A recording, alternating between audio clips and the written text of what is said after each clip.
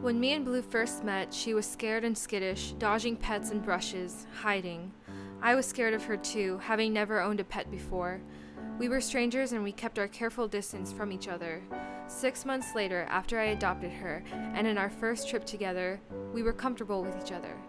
That kind of tranquil presence you want in a trip sitter. Indeed, what surprised me was that as the world swirled and tessellated around me, she looked the same, but more in HD, like the eye of a storm. I sat next to her and pet her. Her fur even felt the same.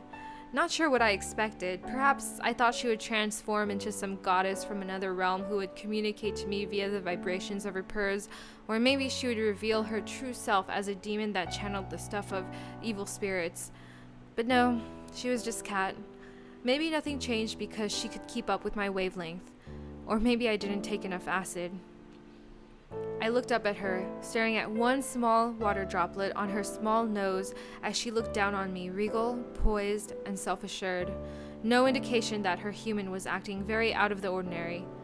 I cried.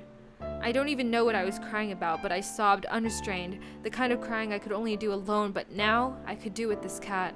The kind of vulnerability that is built over years, but we had only known each other for 6 months. Cats can live up to 18 years. How well will we have known each other by then? 18 more years with this cat here? I couldn't fathom it. Wow, I couldn't believe me and this animal were friends. Throughout this, she remained calm. Too calm. Usually she let me close, but not too close, but now I could cuddle up right around her and she wouldn't stir. What if she was dead? I watched closely for signs of breathing. She was breathing, but just barely, so softly. Maybe so deep in sleep, dreaming whatever cats dream about. But it was unusual she let me pet her this long, to be this close for this long. Maybe she could tell something was off with me, and decided to let me transfer my nervous energy to her. She even made biscuits and purred without me doing anything. But was she purring from happiness or pain? What if she was really hurt? What if she was dying?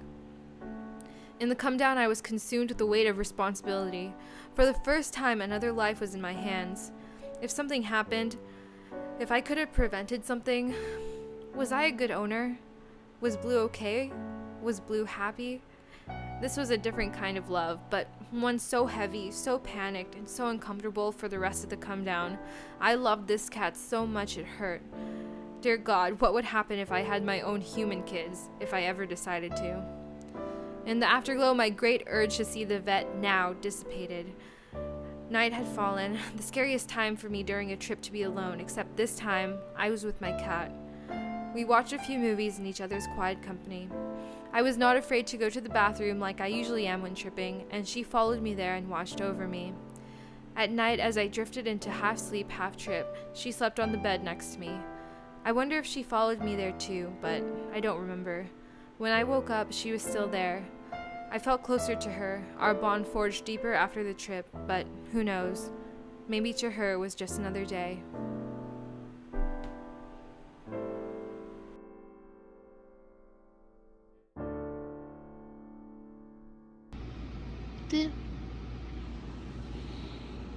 You okay?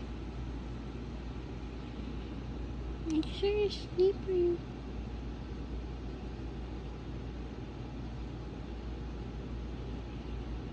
Ew.